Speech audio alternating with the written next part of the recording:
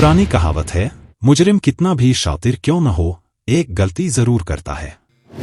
उसी एक गलती की वजह से उसका सारा भांडा फूट जाता है। ऐसी ही एक गलती पूजा खेड़कर ने की, जो चंद रोज पहले तक आईएएस की ट्रेनिंग कर रही थी। उनका हर तरफ जलवा ही जलवा था। लेकिन यही एक छोटी गलती पूजा खेड़कर के लिए जेल जाने का रास्ता तय कर दिया है।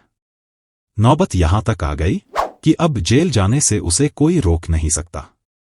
उसकी सारी भौकाल खत्म हो चुकी है। लाल बत्ती का भूत जो सवार था वह भी उतर जाएगा।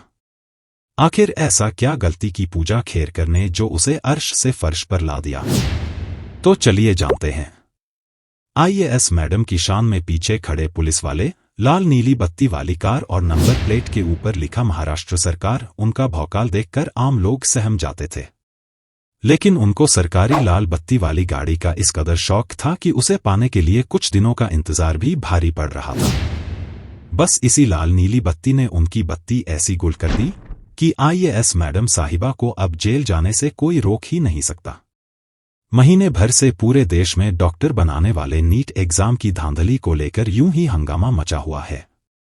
अब उसी हंगामे के बीच खामोशी से यूपीएससी एग्जाम की धांधली को लेकर ऐसा शोर उठा है कि देखते ही देखते ट्रेनी आईएएस पूजा खेड़कर का नाम हर चैनल और अखबारों की सुर्खियों में है। यूपीएससी की जांच में पता चला है कि पूजा ने परीक्षा में चयन के लिए नियमों के तहत मान्य अधिकतम सीमा से भी अधिक बार परीक्षा दी और उसका लाभ उठाया है। यूपीएससी जांच से यह पता चला है कि पूजा खेड़कर ने अपना नाम, अपने पिता और माता का नाम, अपनी तस्वीर, हस्ताक्षर, अपनी ईमेल आईडी, मोबाइल नंबर और पता बदलकर अपनी फर्जी पहचान बनाकर स्वीकार्य सीमा से अधिक प्रयास का धोखाधड़ी से लाभ उठाया है। यूपीएससी ने उनके खिलाफ आपराधिक मुकदमा चलाने का फैसला किया है। इसके तहत थाने में एफआईआर कराई जा रही है। सिविल सेवा परीक्षा 2022 के नियमों के तहत उनकी उम्मीदवारी रद्द करने और भविष्य की परीक्षाओं में शामिल होने पर प्रतिबंध लगाने के लिए कारण बताओ नोटिस भी जारी किया गया है। यूनियन पब्लिक सर्विस कमीशन की इस जांच से साफ हो गया है कि आईएएस बनने के लिए पूजा खेड़कर ने तमाम तरह की धोखाधड़ी की है। दरअसल यूपीएससी के एग्जाम में बैठने के लिए अलग अलग कैटेगरी के तहत उम्मीदवारों को अलग अलग मौके मिलते हैं। मसलन जनरल कैटेगरी का कोई भी उम्मीदवार 32 साल की उम्र से पहले तक कुल 6 बार यूपीएससी का एग्जाम दे सकता। ओबीसी कैटेगरी के तहत 35 साल की उम्र तक कुल 9 बार इम्तिहान देने की छूट है। जबकि एससी और एसटी कोटा के तहत 37 साल की उम्र तक यूपीएससी के इम्तिहान में बैठा जा सकता है। पूजा खेड़कर ने एग्जाम क्लियर करने के लिए तय सीमा से ज्यादा बार इम्तिहान दिया है। इसके लिए हर बार उसने नए नाम और नए पहचान का सहारा लिया।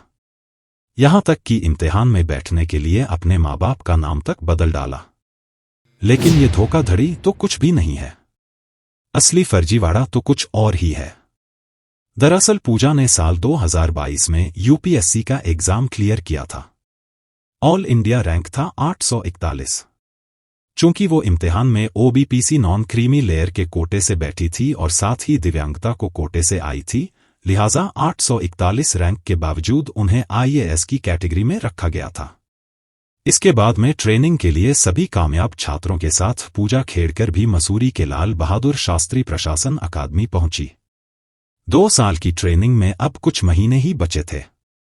इसी बीच उन्हें ट्रेनी आईएएस अफसर के तौर पर असिस्टेंट कलेक्टर बनाकर पुणे कलेक्ट्रेट ऑफिस में तैनाती दे दी गई। बस यहीं से असली कहानी शुरू हुई। हुआ यूं कि पुणे के कलेक्टर के ऑफिस में तैनाती का लेटर मिलते ही पूजा ने कलेक्टर के ऑफिस इंचार्ज को पहले फोन किया और बताया। उसने कहा कि वो वहां चार्ज लेने आ रही है, इसलिए उसके लिए ये सभी जरूरी व्यवस्थाएं कर दी जाएं। लाल नीली बत्ती वाली सरकारी गाड़ी, बंगला, सुरक्षा के लिए कांस्टेबल और बाकी सरकारी इंतजाम कर दिया जाए। लेकिन मैडम के कहने पर भी कुछ हुआ नहीं। लिहाजा तय तारीख पर मैडम कलेक्टर ऑफिस पहुंची। शायद उन्हें पता था कि उस दिन कलेक्टर सुहास दिवासे शहर में नहीं है। कलेक्टर ऑफिस पहुंचते ही उन्होंने उनके कमरे पर कब्जा कर लिया। उनका नेम प्लेट हटाकर अपना नेम प्लेट लगा लिया। कुर्सी, सोफा, फर्नीचर सब बाहर कर दिया। लेटरहेड से लेकर विजिटिंग कार्ड तक छप चुका था। मैडम पहुंची भी पूरी टेंशन में थी। नीला लाल लगी बत्ती वाली ऑडी कार में उस कार के पीछे महाराष्ट्र सरकार भी लिखवा रखा था।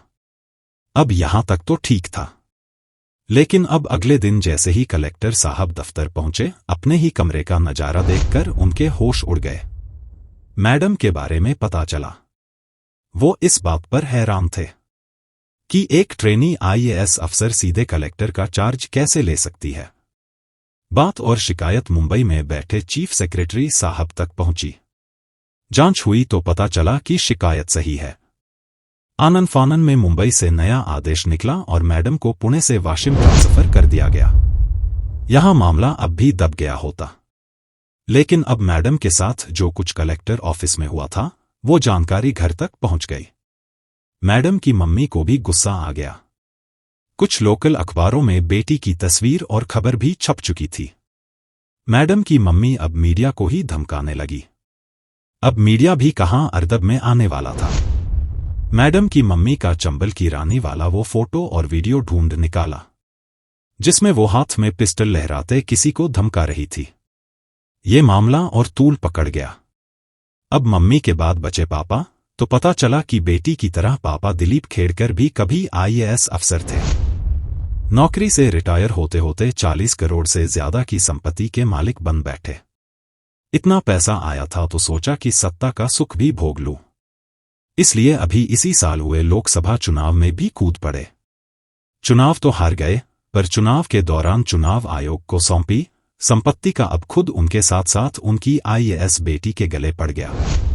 चूंकि संपत्ति में अपने अलावा उन्होंने पत्नी और बेटी की भी जानकारी दी थी, तो पता चला पूरा परिवार आधा अरबपति है। जिस बेटी ने ओबीसी नॉन क्रीमी लेयर के कोटे से यूपीएससी का इम्तिहान पास किया, उसके नाम 17 से 20 करोड़ की संपत्ति है। इस संपत्ति से लाखों रुपए किराया भी आता है। अब यूपीएससी के इम्तिहान में बैठने वाले नॉन क्रीमी लेयर के छात्र ये है कि उनकी आमदनी सालाना 8 लाख से कम होनी चाहिए, तो लाल नीली बत्ती की छटपटाहट में करोड़ों की संपत्ति सामने आ गई। सवाल उठने लगे कि गरीबी का ये कौन सा कोटा है जो करोड़पतियों के हिस्से आता है। अब बात निकल चुकी थी तो दूर तक जानी ही थी। अब मीडिया और मीडिया के कैमरे पूजा के खानदान की तरफ घूम चुके थे। मां का लहराता पिस्टल कानून के लपेटे में आ चुका था। मां को भी एहसास हो चुका था। अचानक मां गायब हो गई, लेकिन पुलिस तो पुलिस ढूंढ और सूंघ कर निकाल ही लिया। अब मां गिरफ्तार है और जेल में है। बीवी और बेटी की हरकतों से बाप को अंदाजा हो चुका था कि देर सवेर मेरा भी नंबर आएगा। गिरफ्तारी से बचने के लिए वो अदालत पहुंच गए। अंतिम जमानत मांगने के लिए बेटी की वजह से बाप की जायदाद सामने आई, तो एहसास हो चुका था कि नौकरी से इतनी कमाई और इतनी संपत्ति तो ईमानदारी से कमाई ही नहीं जा सकती। अब उनकी भी फाइल खुल चुकी थी। आईएएस रहते हुए उन्होंने रिश्वत खाई, उसकी जांच हो रही है। ये तो रही माँ बाप की कहानी। अब जरा आईएएस मैडम की सुन लीजिए। नाम, पता, जात, माँ बाप, फोन नंबर, ईमेल आईडी, इन सब का फर्जीवाड़ा छोड़िए। मैडम के ऊपर जिस सबसे बड़े फर्जीवाड़े का इल्जाम है, वो है खुद को दिव्यांग बताने का। दरअसल यूपीएससी एग्जाम में बैठने के दौरान पूजा खेड़कर ने खुद के दिव्यांग होने का एक सर्टिफिकेट दिया था। इस मेडिकल सर्टिफिकेट के मुताबिक उन्हें मानसिक दिक्कत है और नजरें कमजोर। मानसिक दिक्कत के बारे में उन्होंने बताया कि उन्हें चीजें याद नहीं रहती। यूपीएससी में ऐसे छात्रों के लिए दिव्यांग कोटा होता है। यहां तो मैडम पूजा के पास कोटा का दो हथियार था। एक ओबीसी नॉन क्रीमी लेयर का हथियार और दूसरा दिव्यांगता का हथियार। इन दोनों हथियारों के बलबूते पर उन्होंने यूपीएससी का इम्तिहान क्लियर किया और 2022 में ऑल इंडिया रैंक 841 के साथ आईएएस बन गई। हालांकि रिटर्न और इंटरव्यू को मिलाकर पूजा के जो कुल नंबर आए थे, अगर वही नंबर किसी जनरल कैटेगरी के स्टूडेंट को आता तो सवाल ही नहीं था कि वो ये इम्तिहान पास कर पाती। आईएएस बनते ही मैडम अब मसूरी पहुंच गई। ट्रेनिंग शुरू हो गई, लेकिन यूपीएससी के भी अपने कुछ कायदे कानून हैं। यूपीएससी चाहता था कि पोस्टिंग से पहले पूजा दिव्यांगता के अपने सारे रिपोर्ट सौंप दे। इसके लिए यूपीएससी ने बाकायदा एम्स में उनकी जांच कराने का फैसला किया। यह रूटीन जांच है। यूपीएससी सिर्फ सरकारी अस्पतालों की रिपोर्ट को ही मानता है। इस रिपोर्ट के जरिए इस बात की तस्दीक करना चाहता था कि पूजा को सचमुच मानसिक बीमारी है और उनकी नजरें कमजोर हैं। पूजा के मेडिकल टेस्ट के लिए यूपीएससी ने कुल 6 बार एम्स में डॉक्टरों से अपॉइंटमेंट लिया, लेकिन वो हर बार बहाना बनाकर टेस्ट से बचती रही। पहली बार 22 अप्रैल 2022 को उसे टेस्ट के लिए कहा गया। पूजा खेड़कर ने कोरोना का बहाना बनाकर जाने से इनकार कर दिया। इसके बाद 26 मई 2022 को दूसरी बार एम्स जाने को कहा गया। वो तब भी नहीं गई। फिर 1 जुलाई 2022, 26 अगस्त 2022, 2 सितंबर 2022 और 25 नवंबर 2022 को भी टेस्ट के लिए एम्स जाने को कहा गया। इस दौरान उसका एमआरआई भी किया जाना था ताकि ये पता किया जा सके कि उसकी रोशनी जाने की वजह क्या है। लेकिन वो बार बार यूपीएससी के कहने के बावजूद टेस्ट के लिए नहीं गई। कुछ वक्त बाद उसने एक प्राइवेट अस्पताल का मेडिकल सर्टिफिकेट यूपीएससी को सौंप दिया। यूपीएससी ने रिपोर्ट लेने से इनकार कर दिया। इसी के बाद यूपीएससी ने पूजा का मामला कैट यानी सेंट्रल एडमिनिस्ट्रेटिव ट्रिब्यूनल के पास भेज दिया। कैट ने भी पूजा की दिव्यांगता को लेकर प्राइवेट हॉस्पिटल के मेडिकल सर्टिफिकेट को मानने से इनकार कर दिया। कायदे से इसके बाद पूजा की कहीं तैनाती नहीं होनी चाहिए थी, लेकिन हैरत अंगेज तौर पर इसी साल जून में उसको महाराष्ट्र कैडर देते हुए पुणे में ट्रेनी आईएएस अफसर के तौर पर असिस्टेंट कलेक्टर बनाकर भेज दिया गया।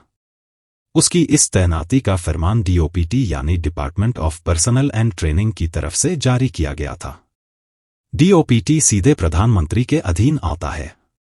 अब सवाल ये है कि जब पूजा खेड़कर ने दिव्यांगता का सबूत यूपीएससी के सामने रखा ही नहीं, यूपीएससी के बार बार कहने पर मेडिकल टेस्ट कराया ही नहीं, जिसके रिपोर्ट को मानने से कैट तक ने इनकार कर दिया, उस पूजा को पोस्टिंग कैसे दे दी गई?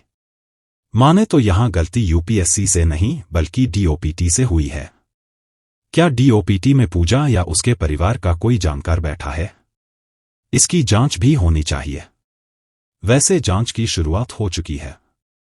यूपीएससी के हुक्म पर दिल्ली पुलिस की क्राइम ब्रांच ने पूजा के खिलाफ भारतीय न्याय संहिता और आईटी एक्ट के तहत एफआईआर दर्ज कर ली है। पुलिस ने जिन धाराओं के तहत केस दर्ज किया है, उनके तहत गिरफ्तारी तय है। यूपीएससी ने भी साफ कर दिया है कि उसने धोखाधड़ी और फर्जीवाड़ा किया है, इसीलिए उन्हें कारण बताओ नोटिस दिया गया है। जवाब आते ही ना सिर्फ पूजा का रिजल्ट रद्द होगा, बल्कि उनके नाम के आगे या पीछे लगा आईएएस का तमगा भी हट जाएगा।